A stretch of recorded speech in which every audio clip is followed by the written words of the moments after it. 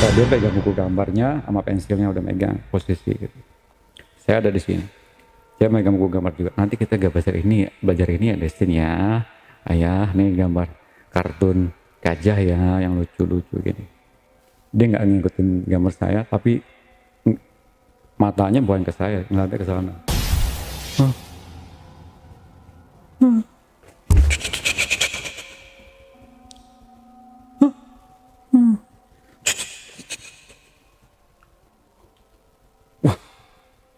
Itu apa di gambar setan di kamar.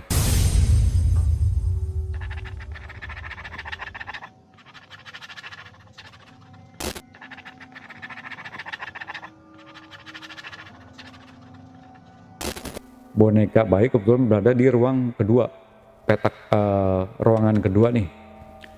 Kalau sini ruang tamu, di sini ruang yang menyampur sama dapur. Ruang situ taruh tempat biasa taruh mainan anak saya ya. Itu boneka bayi bunyi. Mama, au, mama. Wah, kenceng. Malam-malam tuh bunyi, Bang. Kaget saya kan. Kok bunyi? Padahal tadi sore udah gue buang baterainya.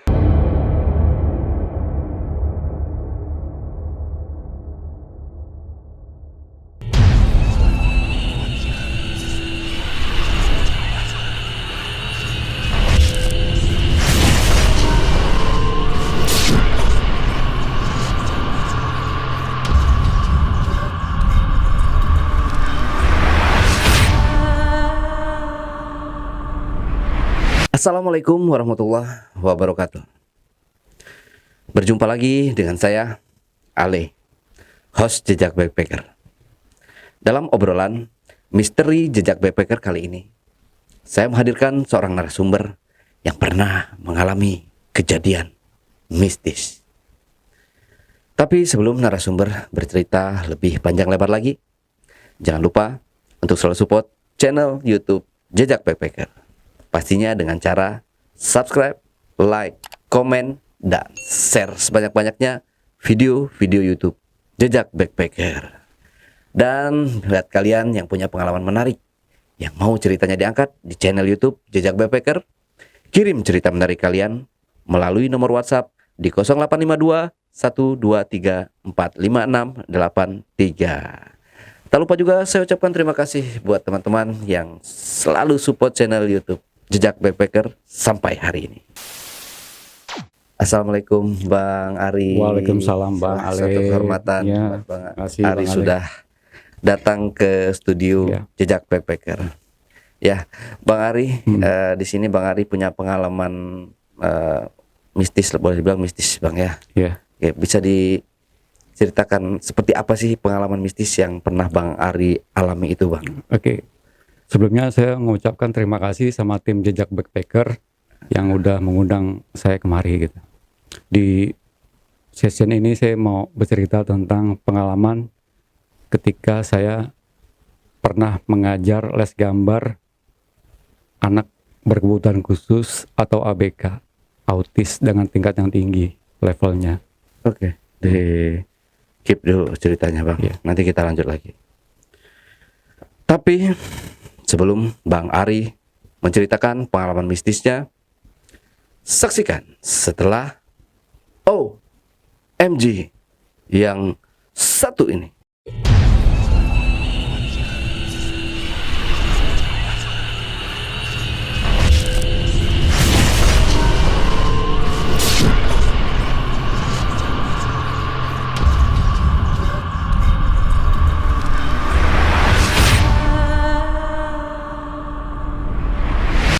Ya, penasaran nih Bang dengan memang anak berkebutuhan khusus itu seperti kemarin saya ke Cianjur juga. Iya. Melihat anak berkebutuhan khusus yang memang dia susah banget buat menggerakkan tangannya, maksudnya buat menulis pun Iya. susah, megangnya seperti ini gitu. Iya. Memang butuh keahlian khusus yang kita miliki buat mereka ini biar motoriknya lebih ini lagi berfungsi dengan normal lagi gitu Bang ya. Iya. Tapi saya sih nggak paham ya ke situ. Nah ini mungkin ahlinya dari Bang Ari. Sebenarnya saya juga bukan ahli, cuma saya hanya waktu itu job desk saya mengajar gambar anak autis. Oke. Yang ahli mungkin ada khususnya spesialis atau terapis. Cuman saya di situ banyak mendapatkan hal yang mistis Bang ketika ngajar itu. Oh, Iya. oke. Mungkin bisa langsung aja kali Bang ya. Oke Bang ya, kita Siap, mulai ya ceritanya. Siap, siap. Ini adalah kisah nyata pengalaman saya ketika waktu itu di tahun 2009 pernah mengajar gambar seorang anak berkebutuhan khusus atau autis dengan tingkatan yang levelnya tinggi. Karena autis itu kan ada tingkatan-tingkatannya Bang ya. Ada level A, level B, sampai level F segala macam gitu. Sebelum saya memulai cerita ketika saya mengajar gambar les si anak autis ini, anak ABK ini, saya flashback dulu ke belakang. Kenapa saya bisa terjun menjadi guru les privat gambar ya Bang ya. Di tahun 2006 saya sempat bekerja sebagai ilustrator di sebuah majalah anak di perusahaan yang bergerak di bidang edukasi anak. Selain memproduksi majalah, dia memproduksi buku, komik, toys, film animasi untuk anak-anak. Disitulah saya banyak belajar tentang dunia anak-anak Bang ya, secara nggak langsung dari para senior yang udah lama di situ. Oke, itu di tahun 2006. Pas di tahun 2009 kebetulan saya sempat bekerja sebagai ilustrator media di sebuah surat kabar di Jakarta Bang. Nah kalau di media surat kabar Jakarta khususnya koran kan kerja malam ya Bang ya. Jadi saya memutuskan untuk nyambi nih Bang ceritanya ya, nyambi siang sampai sore itu. Situlah saya tercetus, kayaknya asik nih gue punya bakat gambar, kenapa nggak coba gue ngajarin gambar anak gitu ya. Oke, terus ide di situ saya buatlah waktu itu akun Facebook. Dulu medsos nggak seramai sekarang Bang ya, ada macam-macam ini itu. Saya buat akun Facebook dan di situ juga ada halaman yang khusus saya bikin les komik privat atau gambar. Saya cantumkan nomor HP saya di situ. Di beberapa waktu kemudian saya ditelepon sama seorang bapak-bapak lewat handphone saya. Misi Pak, dengan Pak Arya kata dia. Oh iya Pak, Bapak dengan siapa? Saya ini Pak ngelihat karya-karya Bapak yang diupload di Facebook dan saya ngeliat halaman FB Bapak, di situ ada uploadan gambar anak-anak. Bapak kira-kira bisa nggak ya ngajarin anak saya gambar? Nah, wah nih murid pertama nih, nama saya kan. Oke dah. Oke Pak, siap Pak. Di perbincangan saya sama dia itu waktu ditelepon tidak menjelaskan kondisi anaknya Bang. Oke. Gimana nggak ngejelasin. Cuman dia intinya meminta saya untuk mengajar gambar anaknya. Akhirnya terciptalah sebuah kesepakatan waktu, jam, tempat, hari yang telah ditentukan antara saya sama bapaknya. Di minggu kemudian tepatnya waktu itu kalau nggak salah hari Kamis ya Bang, saya bikin kesepakatan sama dia. Saya ke rumah orang tuanya nih Bang. Rumahnya terletak di daerah Cibubur, Jakarta Timur. Biasa kalau di komplek perumahan kan depan ada pos security Bang ya. Ya. Saya situ datang, lapor ke pos security, misi Pak, saya mau ke alamat ini. Di mana Pak ya? Oh, di situ Pak, di sini. Ya saya diarahkan kayak gitu. Setelah diarahkan sama security, waktu itu saya naik motor, saya ke sana. Nah, pas di depan pintu rumah orang tua murid, saya mencoba manggil gitu. Assalamualaikum, tapi nggak disaut gitu. Assalamualaikum, saya gedor-gedor pintu pagar gitu ya. Terus ada tetangganya tuh datang tuh, ibu-ibu, saya ingat kebetulan dia lagi di depan posisinya. Mau ngapain Mas, kata dia. Namanya di komplek kan orang kan curik Bang ya. Mau ngapa-ngapain gitu. Enggak Bu, saya mau ngajar anak gambar. Oh, ngajar anak sih untuk gambar desain ya Pak, kata dia. Iya Bu. Destin tuh anak ABK Pak. Hah? Oh iya Bu, iya. Bilang. Padahal kan waktu itu bapaknya nggak ngomong kalau dia anak ABK kan. Cuma dia ngasih clue Bang ke saya, anak ABK. Oh. Ya udah Bu, makasih Bu. Udah. Nah, akhirnya karena nggak dibuka pintu pagar, saya telepon bang ponsel. Oke. Si Pak, saya di depan rumah. Oh, di depan rumah Pak Ari? Ya. Kemudian nggak lama kemudian dia keluar, buka pintu rumahnya, terus buka pintu pagarnya. Oh, Pak Ari ya? Iya. Oh, silakan masuk Pak. Seperti biasa kalau ada tamu dipersilakan duduk di ruang tamu tuh. Saya duduk di sofa. Kemudian dia manggil istrinya tuh, Bu, mah, ini Pak Ari datang yang mau ngajarin desain gambar. Oke, sip. Ngobrol gitu ya. Akhirnya ciptalah sebuah perbincangan. Bapaknya memulai pembicaraan gini, Pak Ari, saya minta tolong Bapak. Dia manggil bukan kakak ya. Ya. Padahal kan harusnya kakak ya. Saya minta tolong Bapak, tolong ajarin anak gambar saya ya, yang ceria ya, yang fun seperti anak pada umumnya. Tolong ajarin gitu. Pak Ari kan punya skill gambar. Oh iya Pak, siap Pak. Emang itu udah tugas saya untuk ngajarin anak gambar seperti itu. Dia menjelaskan anak saya usia 13 tahun. Namanya Destin. Saya bilang ke Pak Ari, saya jelaskan, mohon maaf kalau saya sebelumnya tidak menjelaskan kalau anak saya ABK. Sebenarnya anak saya ABK, dia punya kelakuan yang aneh Pak Ari. Saya bertanya kan naik ke bapak ya kan, kelakuannya aneh kayak gimana Pak? Iya Pak Ari. Nah terus kemudian dia ke belakang entah kemana gitu, ngambil buku gambar anaknya tuh. Ini Pak Ari, langsung dia duduk. Ini Pak Ari, kegiatan yang aneh dia dikasih lihat ke saya. Aneh apaan sih Pak? Saya lihat itu gambar bang. Di buku gambar itu apa isinya? Setan, semua setan dari berbagai macam bentuk dan rupa ada di situ semua. Dalam bentuk coretan sketsa pensil. Semua ada di situ. Mau hantu pocong, mau kuntilanak, mau ini, semua ada di situ. Itu apa? Itu full digambar sama anaknya. Inilah kenapa saya mengundang Pak Ari untuk datang ke sini. Saya minta tolong. Saya takut. Nah, itu takut. Kalau saya bersama anak saya lagi ngumpul, itu anak saya gerak-geriknya aneh, itu yang bikin saya takut Pak Ari. Terus menerus selama bertahun-tahun. Itu saya intinya dia udah nggak sanggup untuk nemani anaknya. Oh gitu Pak ya. Jujurnya bang merinding waktu itu kan saya ngeliat gambar hantu gitu. Serius sih hantu semua. Kalau ngomong-ngomong di mana Pak anaknya Pak? Yang saya mau ajarin si Destin itu. Oh iya dia ada di kamar tuh. Oh nanti Pak Ari masuk aja ke dalam kamarnya. Ngajarnya di kamar aja kata dia. Oh sudah Pak. Saya masuk kamarnya. Ya. Ketok-ketok tuh saya ketok pintu kamarnya si Destin itu. Karena saya udah tahu namanya. Destin.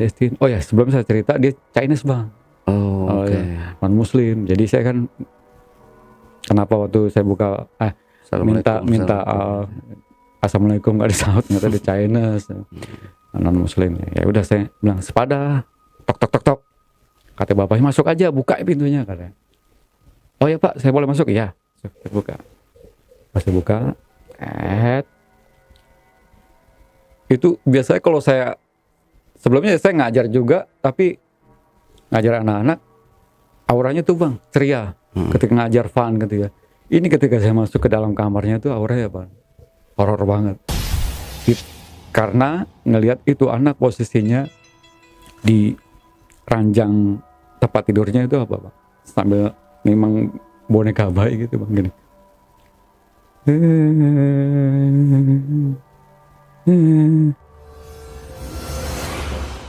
Waduh, kok begini banget anaknya dalam hati saya kan.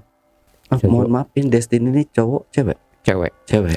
Tadi kan udah saya jelaskan, dia ngomong waktu di awal pembicaraan kita di ruang tamu, anak saya cewek, Destin, umurnya 13 tahun.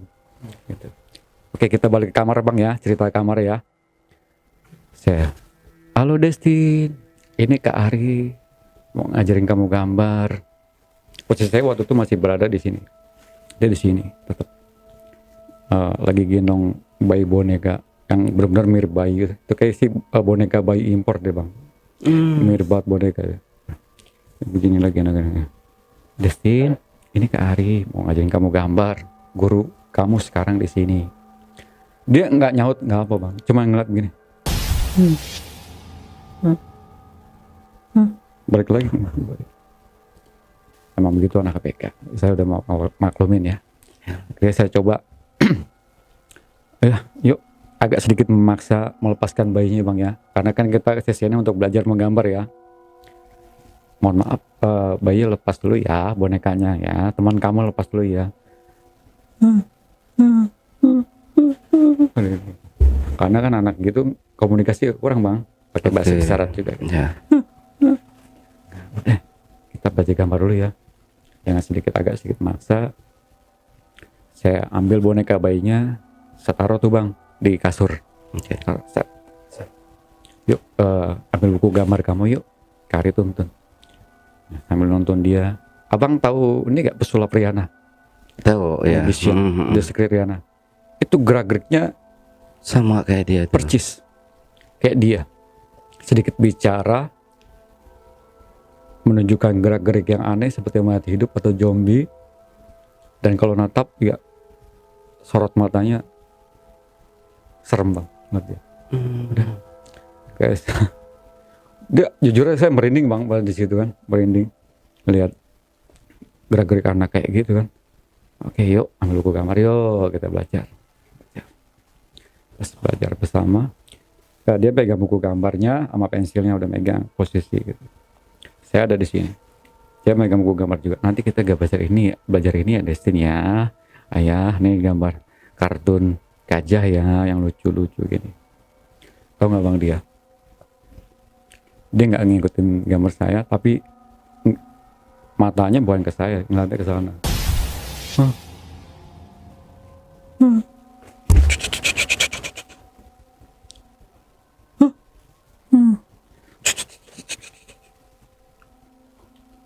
Wah, itu apa di kamar setan di kamar.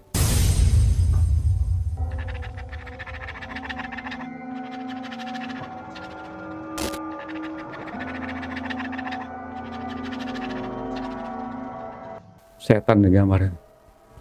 Ya kok begini banget. Otomatis saya kan waktu itu jujur baru pertama kali dapat murid yang freak kayak gitu kan. Wah gila deh. Yaudah, saya tepak tuh tangannya. Ya kamu jangan gambar gitu kan. Tetap aja deh gambar lagi setan. Nunjuk ke belakang saya bang. Ini misalkan abang nih saya gitu ya. Nah, tahu gak bang gambar dia?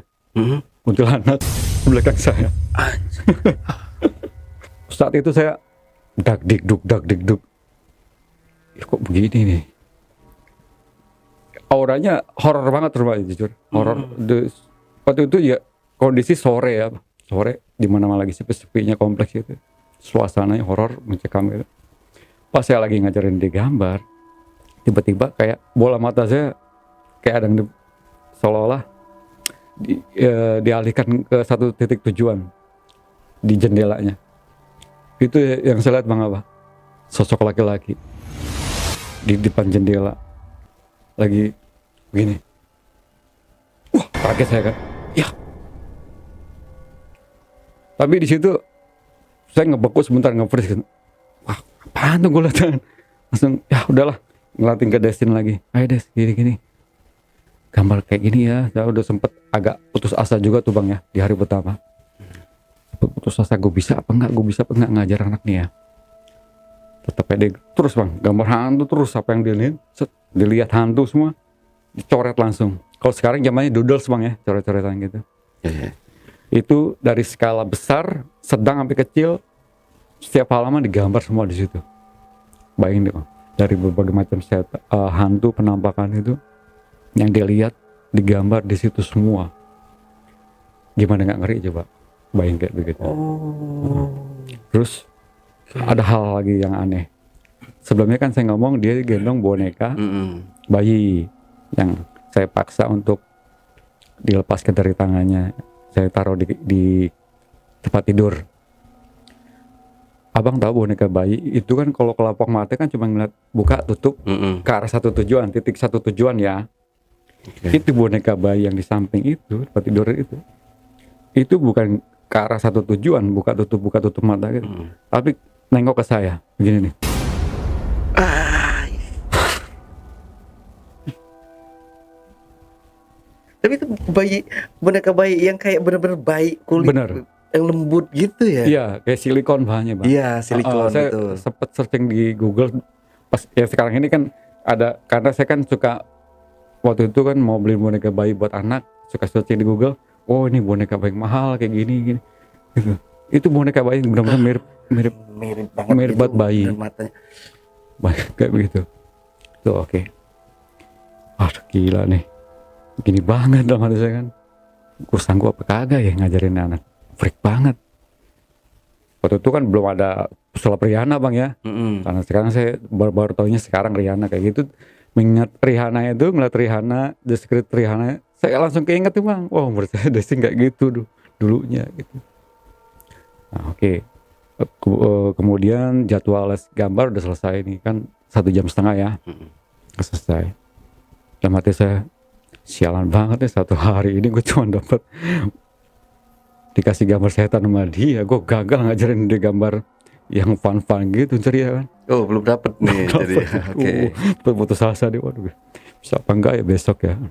Dah akhirnya selesai itu saya tinggal lu Destin. Dia tetap berada di posisi kamarnya, saya tutup pintunya. Orang tuanya nunggu di ruang tamu bangku. Gimana Pak hari pertama ngajarin anak saya kan? Waduh mohon maaf Pak, gagal saya hari pertama. Beneran Bapak bilang itu anak Bapak punya kemampuan untuk sketsa gambar hantu sama setan yang ada di sekitar sini Pak. Iya itulah Pak Ari, kenapa saya nyuruh Pak Ari datang ke sini, karena jujurnya saya takut gitu. Oh iya Pak, mungkin di lain hari mungkin saya bisa mencoba Desting ngajarin gambar yang lucu-lucu ya Pak, yang fun ya Pak. Ya coba nggak apa-apa Pak Ari. Ini sekarang mau kemana kata dia? Saya mau balik lagi kantor ya Pak. Oke kalau gitu. Soalnya saya masuk malam. Oh iya Pak, boleh saya pinjam nggak Pak buku gambar Destin? Oh boleh kata dia. Yang ada gambar setannya itu. Diambil lagi kan buku gambar kan Bang ya. Kasih ke saya. Masih banyak dong di gambar setan. Bawa aja kata. Buset. Nyata selama ini udah menghabiskan banyak buku gambar Bang. Gambar setan semua. Gambar setan semua. Saya bawa salah satu aja Bang. Saya masukin di tas. Setelah berpamitan saya kembali bekerja kantor. Saya naik motor. Itu Bang, saya lewat komplek perumahannya. Kan mau menjelang maghrib Bang ya. Sepi banget gitu kan. Sepi, hening, mencekam banget. Itu bulu kuduk merinding Bang. Apalagi lewat taman. Lewat taman gitu. Wah, kebayang apa Bang? Kebayang murid saya itu Bang. Si Destin itu. Kebayang gerak-geriknya yang aneh. Ketika dia menatap saya, ketika dia sketsa coretan hantu, kebayang semua di situ. Langsung ya udah. Ini mungkin tantangan bagi gue gitu. Itu di hari pertama ketika saya ngajar Bang ya. Oke kayak gitu. Kemudian saya sampai di kantor. Waktu itu di kantor redaksi. Si bos nanya, kamu kemana nih datang telat? Ini Pak, maaf saya ada urusan. Tapi saya nggak ngomong, saya jawab Bang. Nggak ngomong, ada urusan Pak. Oh ya. Nah, teman saya ilustrator datang tuh. Bro sini bro, kenapa? Sorry bro, gue tadi habis saya job ngajarin anak kelas gambar. Aneh banget ya. Aneh kenapa kata dia? Saya tunjukin tuh buku gambar si Destin Bang ke teman saya ilustrator. Ini anehnya. Nih lihat lu buka. Set apa? Setan semua nih gambar kata. Iya itulah kata. Set penuh buku setan semua kata. Iya. Ini benar loh, iya. Nah, buku gambar saya buku gambar murid saya si Destin itu tiba-tiba diambil sama ilustrator teman saya itu, dikasih tunjuk ke manajer saya tuh, bos saya. Pak, ini Pak, gambarnya muridnya si Ari ini Pak. Wah, dibuka sama bos saya. Bos saya kan meskipun komisan baplang tapi agak ngelayu Pak. Wah takut kata dia. Takut ya, nggak berani kata dia. Setan kata dia. Takut ya. Aduh ketahuan juga gue saya job ya. Ya udah Iya Pak, itu mohon maaf tadi saya jog ngajak gambar. Nggak apa-apa kata dia. Yang penting nggak ganggu jam kerja kantor di malam hari. Terima kasih Pak ya. Singkat cerita di beberapa minggu kemudian saya kembali ngajar desain gambar sesuai dengan waktu, jam dan tempat. Waktu, jam dan tanggal. Datanglah saya ke rumahnya. Datang ke rumahnya seperti biasa. Saya ngetok pintu kamarnya nggak mungkin dibukain. Saya langsung masuk. Atas izin bapaknya, udah masuk ya. Masuk. Saya coba ngajarin gambar. Destin, ayo ngajar gambar lagi. Itu posisi anak bang. Seperti yang saya lihat di minggu sebelumnya. Masih nimang bayi. Yang bayi boneka gitu. Kali ini dengan ngomong yang aneh. Saya nggak ngerti bahasanya bang. Gimana sih? Iya. Kalau ABK ya ngomongnya emang kurang jelas gitu.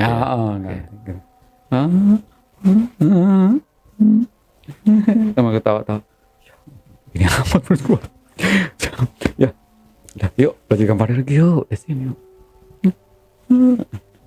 Terus itu masih tetap deh kekeh megang boneka apa ya. Yuk. Ayo. Saya sedikit masalah lagi. Kemudian, hari kedua ada perkembangan sedikit bang, baru sedikit doang. Dia mau mengikuti materi tutorial gambar saya. Ini gambar ini kali ini gambar kita bikin bunga aja yuk. Ngikutin tuh baru bulat. Bulatnya baru 5 gitu tek. Nggak lama kemudian gambar setan lagi.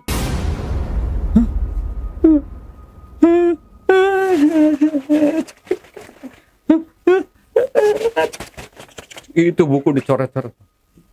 Sketsa setan hantu lagi di situ. Wah, kacau banget. Tapi gambarnya benar-benar mirip sama setan banget gitu. Namanya anak segitu bang, ABK. Gambarnya nggak realis nggak, tapi sketsa coretan yang meskipun acak-acakan, karena digambar secara spontan dengan cepat, itu udah membentuk suatu objek.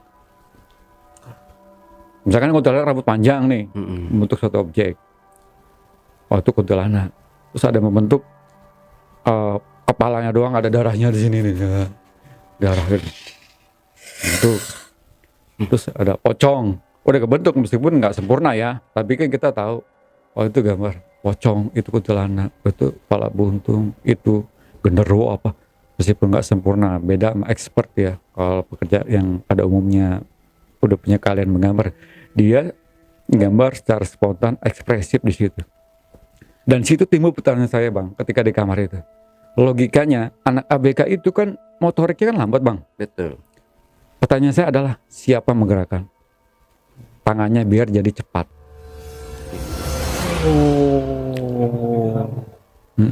Ya. Paham kan? Dan dia megangnya juga gini kan, megang alat tulis itu. Iya. Waktu itu dia agak ini bang. Oh, di sini uniknya tengah gini ya. Tengah begini nih. Oke. Agak segala dekat kayak gini. Kadang pindah-pindah di gini nih. Kadang di sini nih. Jadi beda-beda posisi. Oke. Itu di situ timbul pertanyaan saya bang. Kok bisa kayak gitu? Gua aja yang sering gambar nggak secepat itu. Gini bang, bos. Mohon maaf. Ini kertas. Spontan gini. Dan gambar kuntilanak atau pocong. Kayak ngurak-ngurak kalau bahasa Jogja, coret-coret urak-urak ya. Gitu ya. Tapi membentuk. Membentuk sosok hantu, setan, penampakan yang dilihat. Gimana nggak ngeri coba? Kalau abang punya murid kayak gitu. Oke. Situ ya. Di hari kedua saya cuma ngajar. Kalau di dunia lain nyerah kali bang, ukur nyerah nih, lambat tangan gitu. Kalau di dunia lain ya, kalau di acara uji nyali gitu ya, ada mati saya, gue nyerah nih, gue udah nggak sanggup kayaknya, karena gue bukan expert anak kayak begini. Mungkin kalau tingkatan autis, semacam hiperaktif atau disleksia. Kalau disleksia kan autis juga bang. Disleksia tuh kemampuan memahami sesuatu secara terbalik gitu, yang nggak umum terbalik. Itu sedikitnya saya bisa gitu. Karena anak disleksia itu padunya cerdas bang. Kayak contohnya Mozart itu komposer dunia musik. Mozart itu disleksia, Albert Einstein disleksia, kayak gitu. Tapi ini yang saya alamin, si Destin ini bukan disleksia, Rett syndrome. Itu autis yang udah tinggi. Iya. Saya hanya sebatas tahu itu jenisnya dan tidak bisa menangani karena bukan expert saya di situ. Paham kan, Bang? Paham. Ya. Saya jelaskan juga kondisinya seperti ini. Bapaknya itu sebenarnya pengusaha kaya, Bang. Orang Chinese. Dia punya anak semata wayang. Itu si Destin. Mata wayang. Satu-satunya ya. Dia itu kenapa minta saya ngajar gambar situ? Karena satu hal dia takut dengan ulah tingkah laku aneh anaknya. Kadang suka ngamuk juga. Dia berani bayar saya mahal untuk ngajarin anaknya gambar. Situ. Tapi saya sebagai guru kan punya moral, Bang ya. Saya punya tanggung jawab. Buat apa saya dibayar mahal tapi saya gagal? Lebih baik saya putuskan tidak sanggup. Itu saya prinsipnya. Daripada saya harus mengecewakan orang tua kalau saya gagal. Di hari kedua saya putuskan untuk berhenti mengajar Destin. Dengan berat hati, setelah selesai jadwal mengajar, saya pamit ke orang tuanya, bapaknya sama ibunya. Pak, Bu, mohon maaf saya nggak sanggup untuk ngajar Destin lagi di sini karena saya alasan, Bang, gimana bla bla bla. Ya, untuk biar nggak kecewa gitu. Kecewa banget mereka. Karena dia udah berharap penuh sama saya kan. Ya sudah kalau itu kemauan Pak Hari nggak apa-apa. Terima kasih Pak Hari. Di hari kedua saya dikasih amplop. Ini Pak Hari untuk tanda kasih. Oh makasih ya Pak. Ya. Situ saya nggak lihat nominalnya, saya langsung masukin lah, nggak etis kan gitu. Seperti biasa, saya balik kantor malam kerja di redaksi. Saya jadi redaksi. After deadline, setelah saya selesai kerja, saya kan waktu itu bawa motor, Bang, CB, tapi saya jelaskan kondisi sehat, sehat walafiat karena saya rutin ke bengkel ya. Mesin ya saya selalu rawat, bensin selalu saya isi. Ceritanya gini, Bang, saya pulang kerja malam, waktu itu deadline agak molor, Bang. Biasa saya pulang jam 12 sampai jam 1 malam, itu deadline molor, saya jam 2 malam balik, Bang, ceritanya. Dari tempat kantor balik ke redaksi. Saya naik motor nih, dan suasana waktu itu lengang gitu, sepi. Tepat posisi di arah Air Rasuna Said, Casablanca. Abang tahu Casablanca? Tahu. Nah, tiba-tiba motor saya mogok. Mogok. Wah, apa nih? Bensin habis kali ya? Dalam hati saya kan. Saya buka tangki itu. Oh, tapi penuh. Tangki masih ada setengahnya, nggak habis. Oke, saya cek mesin. Saya di motor cuman bisa busi nih, saya bersihin. Mungkin businya kali ini ya. Saya coba copot businya. Saya ini cek, saya amplas dikit-dikit. Saya saya sela, ada apinya, berarti nyala nih fungsi busi, karena waktu itu kondisi baru saya beli, belum lama. Oke, saya pasang lagi. Logikanya ini motor sehat, sering gue bawa ke bengkel. Dalam hati saya tuh waktu itu, kok mati, selak. Cek. Wah, nggak nyala-nyala nih. Yalah. Itu dari Casablanca percis, Bang. Saya dorong tuh motor. Karena posisi rumah saya nggak rambutan, harus lewat pancoran, Bang ya. Harus pancoran. Saya dorong tuh motor. Motor CB, abang tahu sendiri kan, enteng, Bang. CB nggak berat. Logikanya itu motor enteng, tapi perasaan kayak itu motor kayak berat. Kebayangan, Bang? Oke. Harusnya kan motor CB itu enteng. Kalau saya nggak tumpangi gitu ya, saya tenteng gini. Tapi itu motor berat. Kayak, berat motor ya. Situ saya masih nggak berpikir macam-macam, Bang. Udah. Ya. Saya di situ di pinggir jalan ada beberapa pengendara motor lewat. Cuma tadi saya mau minta tolong gitu. Bang, Pak, tolong dong stutin motor saya, stut sampai sono kek, sampai Mampang kek, yang flyover gitu. Saya mau sekiranya nyari bengkel. Tapi tetap tuh niat saya begitu, mau minta tolong orang tuh stut motor saya, nggak ada yang mau. Orang cuma ngeliat motor saya gini, langsung kabur. Iya. Terus ada lagi beberapa pengendara motor lewat.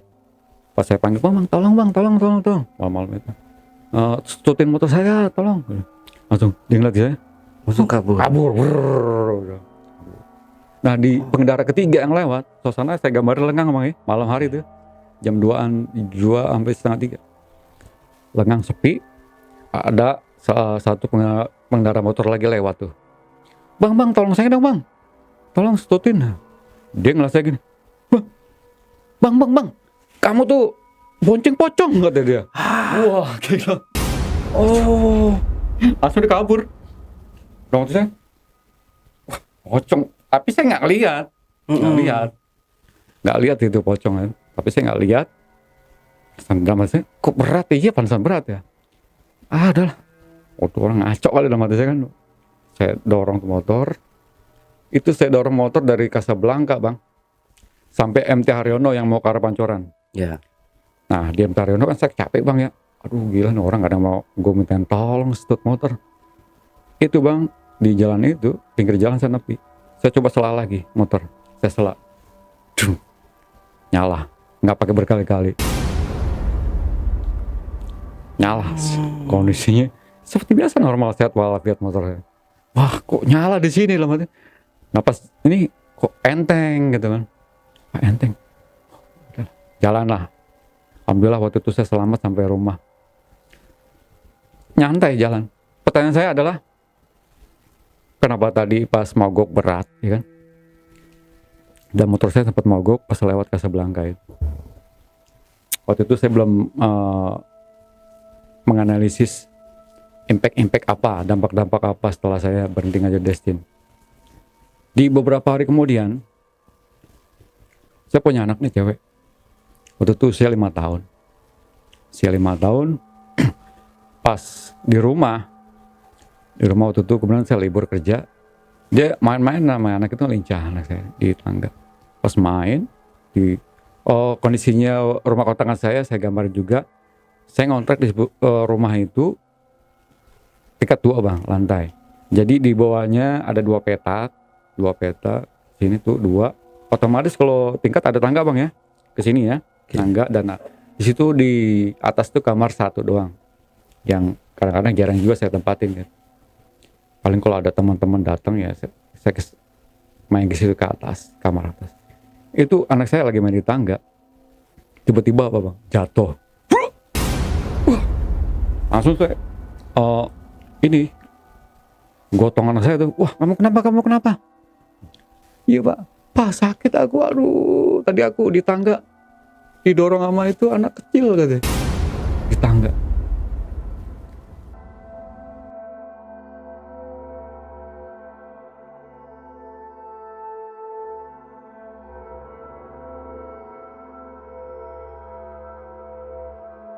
Wah gila, saya waktu itu nggak pikiran aneh-aneh bang ya, karena saya nggak lihat, anak saya ngelihat kan. Oke, ya anak gua halu atau gimana ya.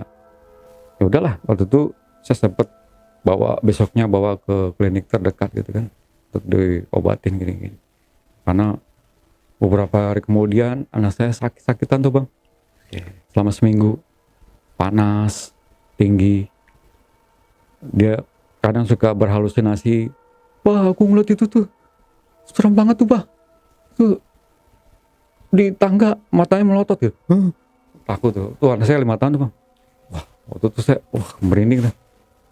Gila, jadi begini ya rumah. Kalau lagi dia sakit. Iya. Itu sebelumnya emang saya jelasin juga, rumah tuh fine-fine aja bang. Sebelum saya ngajar Destin tuh fine-fine aja, nggak ada gangguan apa-apa kayak gitu-gitu ya. Fine-fine aja gitu. Pas setelah saya udah nggak ngajar Destin lagi, itu bang, iya anak saya sakit. Saya kemarin naik motor diboncengin pocong lah, apalah. Nah itu baru beberapa horornya. Beberapa hari kemudian lagi, ini kejadiannya beda-beda nih ya, timingnya bang ya, beda-beda. Ponakan saya punya ponakan tuh, cewek, main. Dia udah besar sih, udah waktu itu kuliah masih semester 2, main ke rumah saya. Dia saudara dari istri saya, main, ponakan itu. Main, kebetulan saya waktu itu posisi di bawah sama istri sama anak. Dia kan iseng, kadang di atas kan saya taruh gitar tuh, gitar akustik ya. Dia pengen main gitar gitu apalah. Dan naik ke tangga tuh, kamar atas bang. Baru buka pintu apa bang? Itu kondisi pas jam 7 malaman. Baru buka pintu.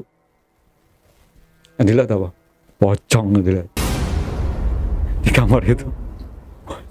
Langsung ponakan saya ngibrit tuh. Duduk. Tapi dia nggak teriak pocong apa enggak. Duduk turun tangga tuh. Mukanya pucat bang.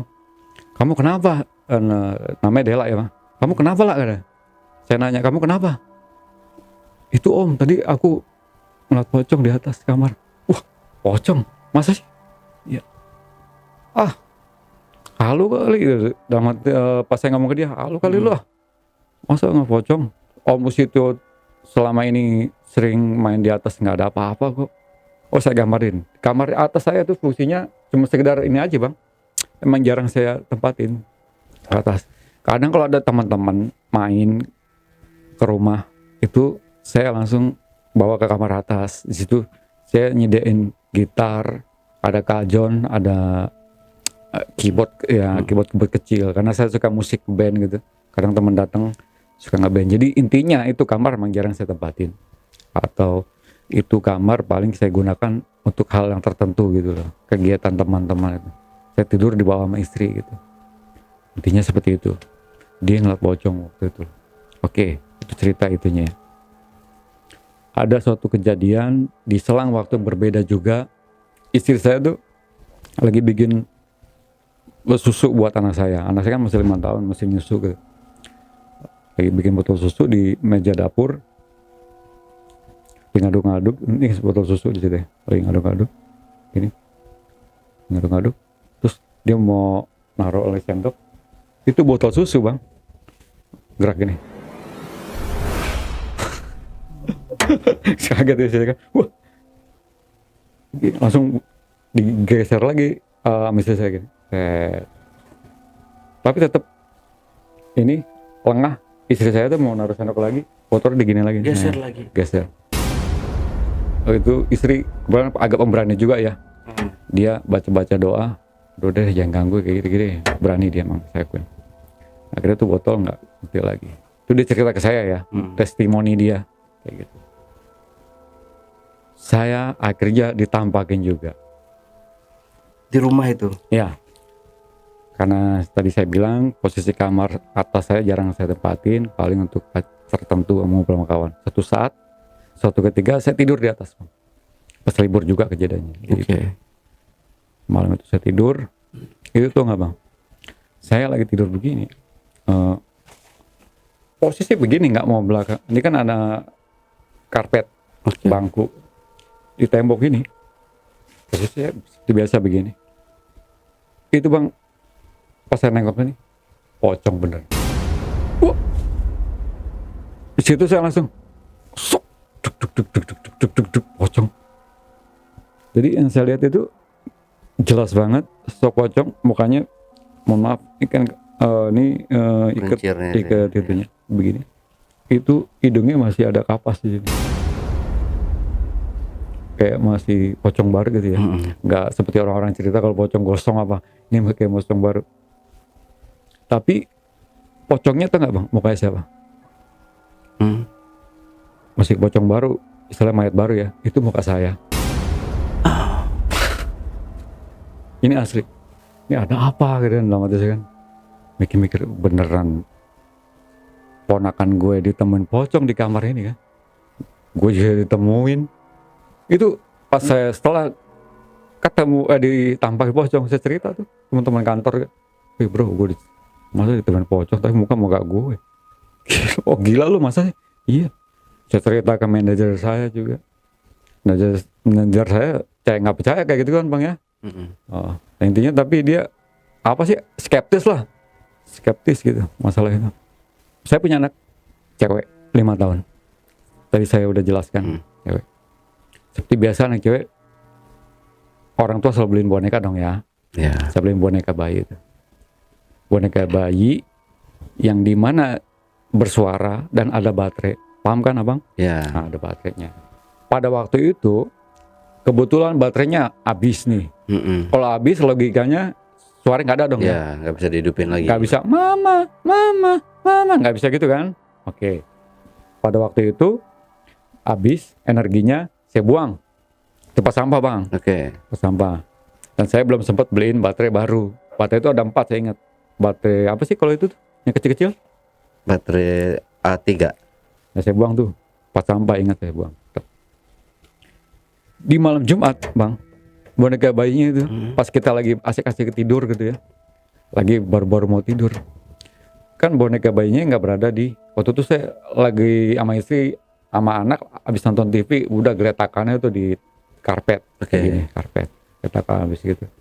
Suasana hening di malam Jumat itu boneka bayi kebetulan berada di ruang kedua. Petak ruangan kedua nih.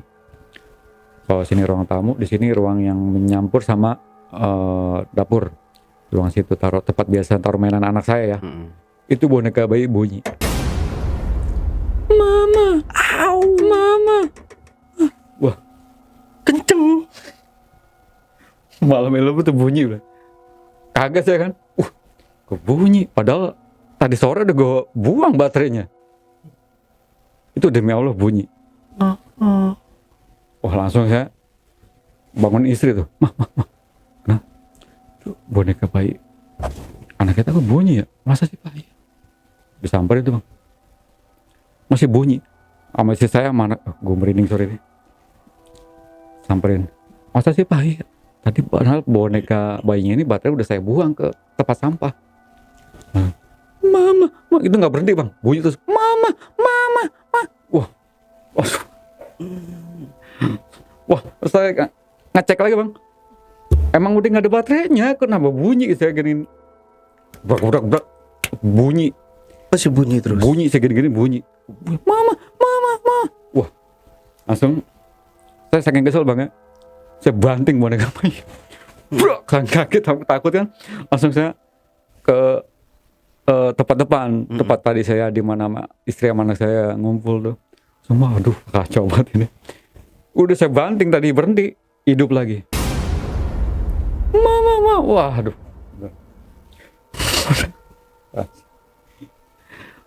Saya coba berani diri tuh balik ke ruangan itu. Saya langsung kebrak aja bayi. Brak. Saya hancur itu Bang.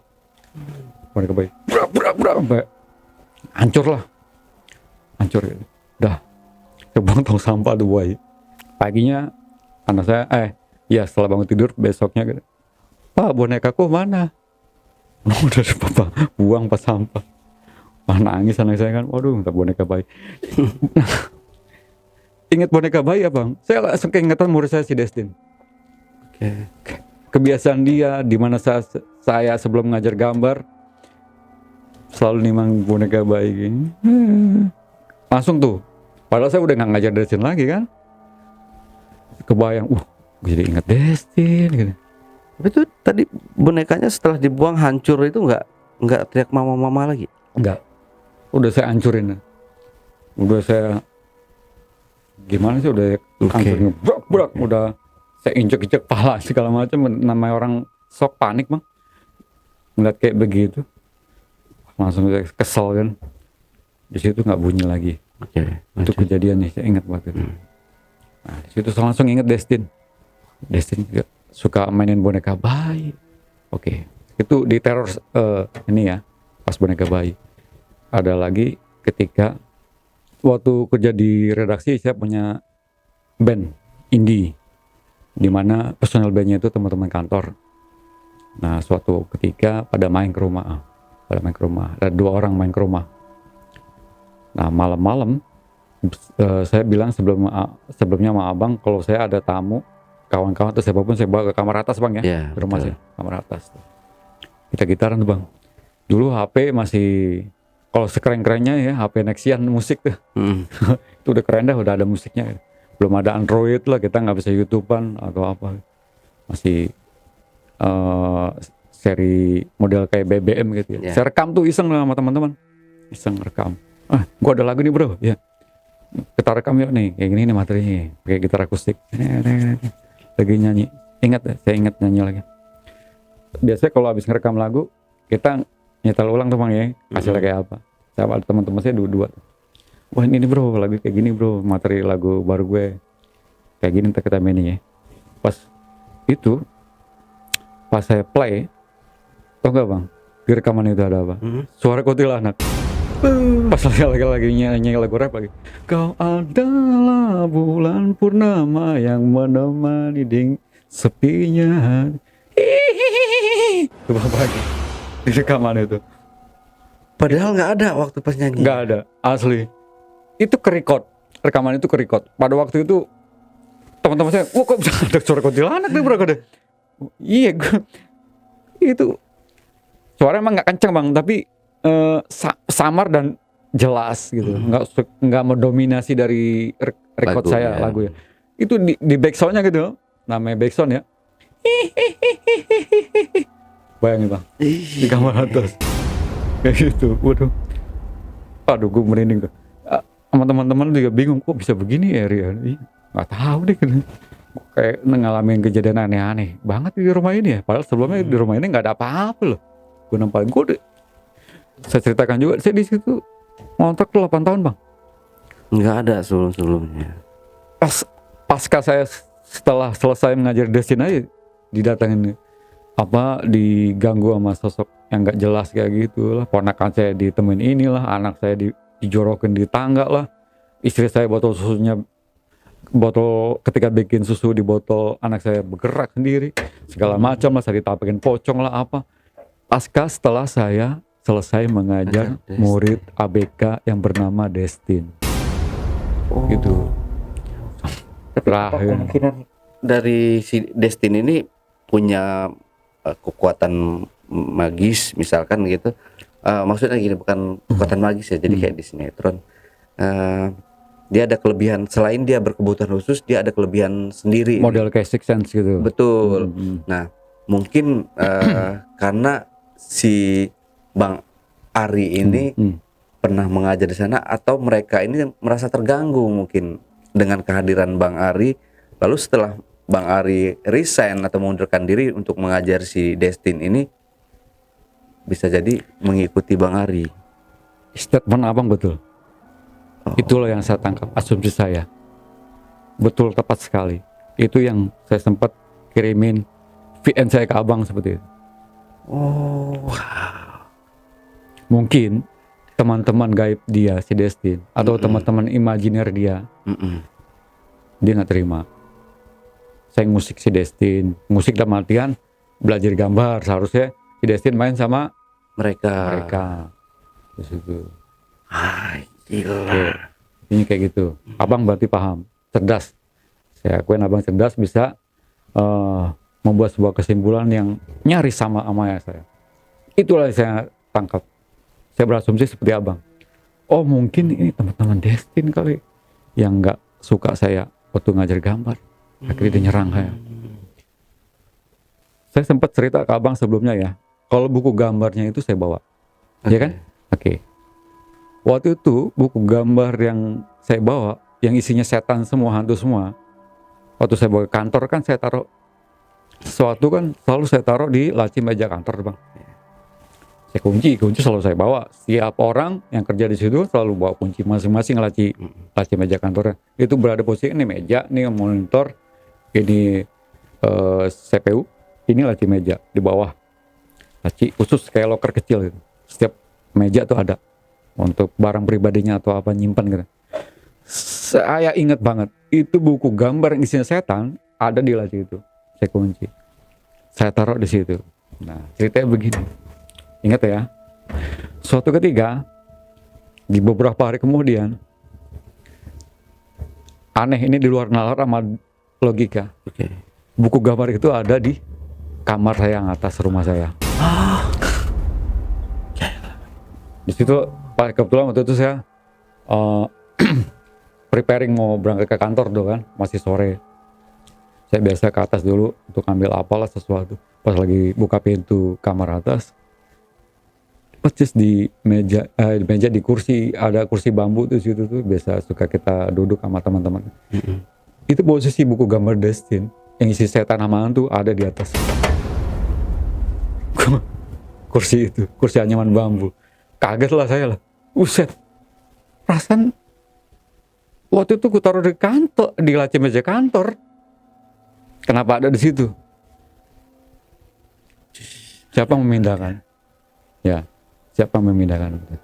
Wah, saking saya bingung, heran ya, namanya itu sebuah misteri ya. Udahlah, saya masukin lagi ke tas, gue bawa lagi lah ke ini, ke laci meja kantor. Oh ya, waktu itu saya nggak balikin lagi ke orang tua ya bang.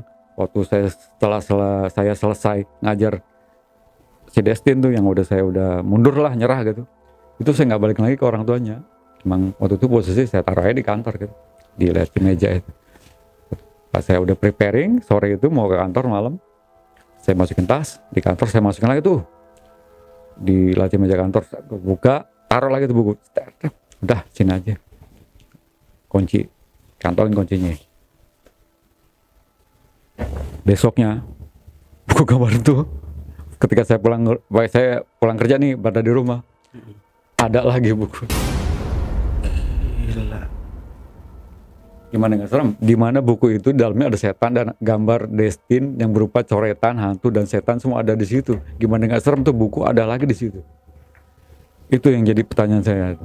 Kok bisa ya? Kesel bang, saya jengkel tuh. 2 kali doang itu. Mengalami hal seperti itu, buku balik lagi ke sini. Kesel, saking keselnya apa bang? Buku itu saya bakar.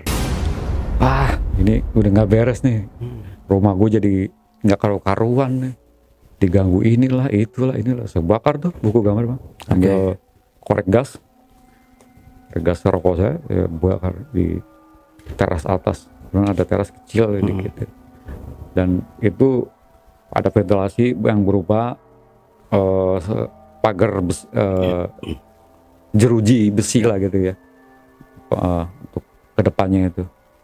Di depan kamar saya itu yang di atas cuma jeruji besi gitu. Karena kalau udah bakar kan otomatis nggak pengap loh ya, angin flow keluar kan, asap segala macam flow. Saya bakar tuh, saya bakar. Setelah beberapa hari kemudian saya bakar, saya jatuh sakit keras. Itu seperti badan saya kayak ada yang kayak ditusuk gitu bang. Sakitnya kenapa nyeri ulu. Aduh gimana sih, sebelumnya saya pengen aja kerja, kayak seperti ada nusuk, kayak seperti ada yang kayak nonjok. Itu kondisi saya waktu itu udah gimana, pikiran gue mati nih, gue udah mati nih, gue mau mati kalau apa gimana. Udah takut banget ya bang, udah kebayang kematian itu saya tuh. Udah jangan gue mau mati nih, waduh ya Allah, gue gak mau mati cepet ini bilang. Itu kondisi saya udah lemah banget bang, keras gitu. Waduh ya. Sampai istri juga bingung kan, kenapa. Itu berulang-ulang setiap malam. Saya selalu seperti kayak ada yang nusuk badan saya, seperti ada yang mukul gitu. Sakitnya nyesek banget itu. Waduh.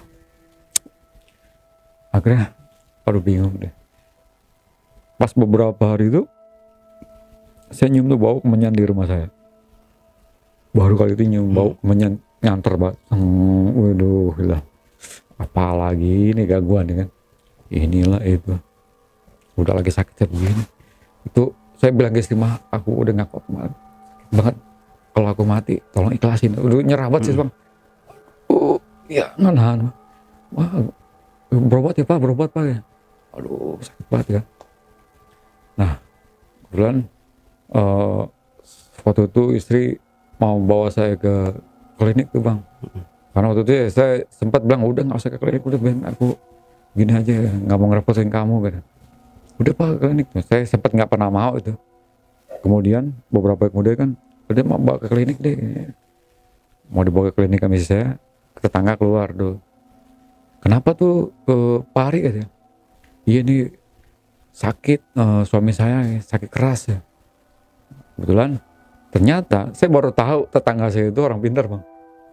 Selama saya ngontrak situ lama, dia bawa sini ke dalam katanya. Bawa ke dalam. Dia ngomong gini, kamu ini diserang. Serang apa pak? Saya ambil ngoring-ngoring tuh bang, sakit. Aduh nggak nahan pak, tolong pak. Aduh. Kamu diserang sama makhluk dari luar katanya. Makhluk gaib luar katanya. Aduh ya udah mau ngomong apa gitu. Teman saya kan, aduh saya sakit pak, udah nggak nahan. Sampai istri saya nangis juga. Ini pak, tolong pak, suami saya namanya tetangga saya jelasin namanya Pak Bas ya. Nama asli kan Bastian, teman dipanggil Pak Bas. Tolong Pak Bas, kata saya. Suami saya ini, aduh kesian banget ya. Sampai waktu itu saya nggak ngantor sampai seminggu bang. Nggak ngantor ya. Diteleponin manajer. Oh, gimana saya nggak angkat. Karena saya udah kondisi udah nggak kuat gitu, ya, sakit ya. Nah di situ saya disembuhin bang, sama Pak Bas itu yang tetangga seorang pintar itu. Kamu diserang makhluk gaib, makanya lain kali hati-hati. Kalau kemana-mana, kamu permisi sama sekitarnya. Oh langsung saya ingat. Waktu saya ngajar di sini nggak permisi, nggak permisi, misi gitu kan.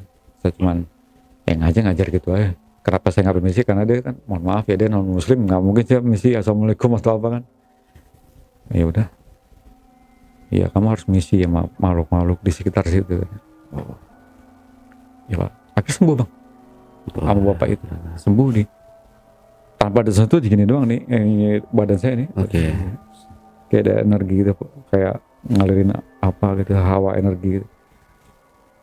Alhamdulillah sembuh, saya bisa kerja lagi tuh. Setelah saya sembuh, saya banyak merenung gitu, berdoa, ibadah mulai saya tingkatin lagi. Sebelum-sebelumnya kan saya jarang-jarang ibadah gitu bang ya. Saya jarang gitu. Saya tingkatin lagi ibadah. Pada suatu ketika saya cuti, wah gue suntuk nih. Suntuk ke Jakarta, gue pengen backpackeran lah gitu ya. Kebiasaan saya dulu emang backpacker. Emang dan saya juga dulu kalau lagi cuti kerja kemana-mana bawa ransel, gue mau backpacker lah kemana gitu. Waktu itu tujuan saya ke Sukabumi, Karanghawu tuh. Singkat cerita, saya di tempat tujuan di Sukabumi, Pantai Karanghawu, sambil backpackeran. Di situ saya merenung bang. Saya merenung tentang si Destin. Ketika saya punya murid ABK, anak berkebutuhan khusus, saya merenung. Ya Allah, selama ini ternyata ada anak seperti itu. Terus saya pernah dengar dari tetangganya itu anak ternyata dari kecil sampai 13 tahun hidupnya di rumah aja bang. Nggak ada sosialisasi sama sekitar, nggak ada interaksi sama sekitar. Karena mungkin orang tuanya malu atau gimana gitu. Di situ saya merenung, oh ini mungkin yang seperti Bapak Destin bilang, dia mohon banget saya ngajarin anaknya. Jadi dia kayak pengen lepas tanggung jawabnya sebagai orang tua. Udahlah, selain ke guru bayar mahal gitu. Jadi sepertinya yang saya takut seperti itu. Dan satu lagi, Bapak Destin seorang pengusaha kaya. Dia terlalu sibuk sama urusan bisnisnya hingga lupa memberikan kasih sayang sama anaknya. Akhirnya tuh anak diberikan sendiri tanpa bersosialisasi, tanpa adaptasi, tanpa interaksi sama dunia luar, terisolir dalam kamarnya. Dia akhirnya mempunyai teman gaib, teman imajiner dia, yaitu makhluk-makhluk astral. Itu yang saya tangkap di situ. Kesimpulannya seperti abang bilang itu. Itu yang tadi saya bilang. Abang tepat ngomongnya. Di ending saya akhirnya jelaskan dan saya dapat satu kesimpulan, itulah penyebabnya kenapa Destin bisa seperti itu. Harusnya kalau level autisnya masih rendah, harus cepat-cepat buru-buru ditanganin. Ini udah parah. Betul. Udah sampai menggambar sketsa hantu secara cepat begitu. Seperti itu bang. Ya.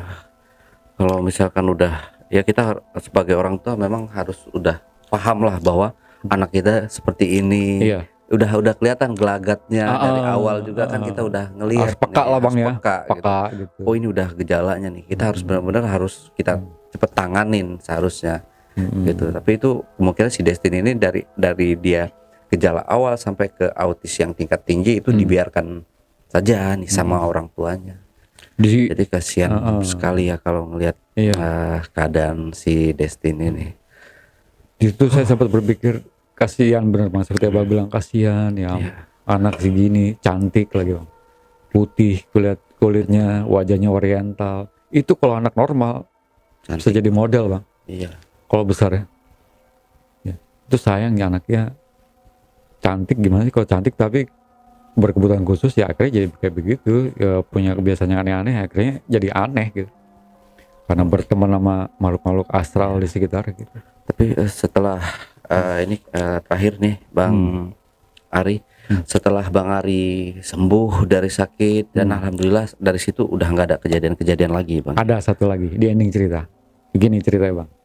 Ini udah lama ya. Saya udah nggak ngajar Destin lagi cerita ya. Oke. Murid saya yang ABK itu. Suatu ketika pas saya di rumah, saya ditelepon. Halo. Ya. Oh iya Pak. Ya.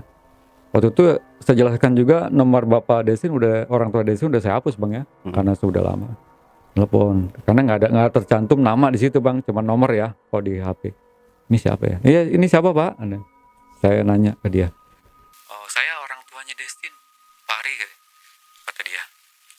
Saya orang tuanya Destin, bapaknya. Oh Bapak Destin? Iya Pak Ari kata dia.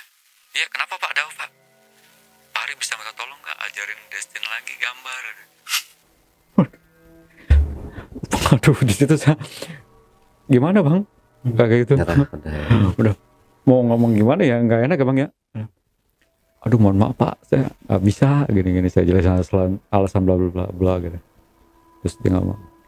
Di situ pas Bapak nelfon terdengar suara Destin. Kak Ari.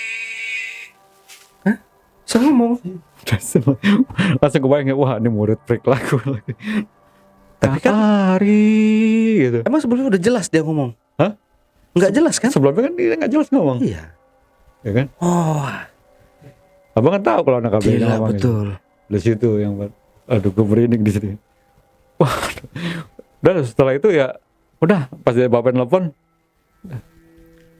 saya nggak mau niat nggak mau kesana lagi, udah ini udah lembar yang kemarin udah saya pengen hapus. Saya hapus kenangan dari memori otak saya karena itu benar-benar kejadian yang impactnya, dampaknya ke keluarga saya.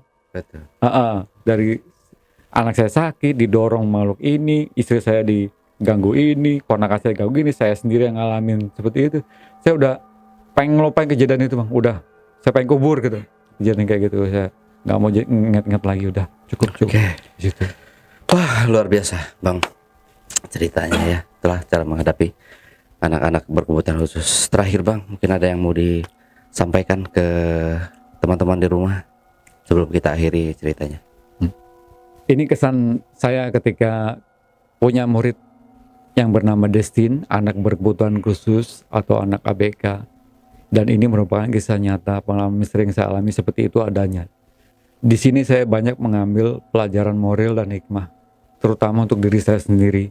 Selama ini saya akuin, saya belum sempurna menjadi seorang ayah untuk anak-anak saya. Saya sendiri banyak kekurangan, kadang saya asik sama dunia saya, sesibuk kerja, kadang saya lupa meluangkan waktu saya untuk sedikit memberikan cinta untuk anak dan istri saya. Saking asiknya saya dengan dunia kerja saya.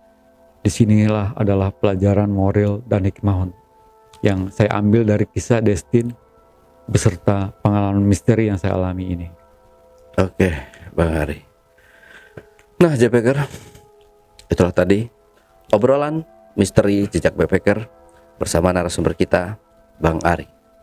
Jangan lupa untuk selalu support channel Jejak Backpacker, subscribe, like, komen, dan share sebanyak-banyaknya video-video YouTube Jejak Backpacker. Wassalamualaikum warahmatullahi wabarakatuh. Waalaikumsalam. Bang, terima kasih buat waktunya. Bang, bisa tambah satu lagi Bang? Next. Tag satu lagi. Buat ini aja ya, pelengkap ya. Sorry. Oke.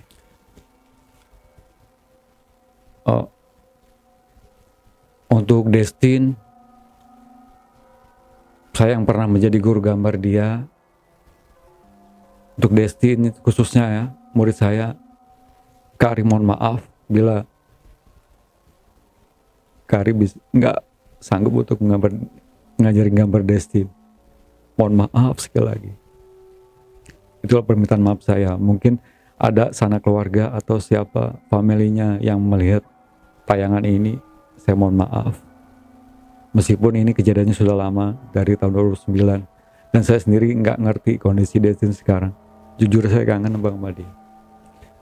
Insya Allah kalau ada lain waktu, saya mau cari rumahnya lagi gitu, mau bersilaturahmi sama keluarga Destin beserta Destin murid saya itu Bang. Oke, jangan lupa tonton kisah-kisah misteri kami selanjutnya dan wassalamualaikum warahmatullahi wabarakatuh. Sampai jumpa.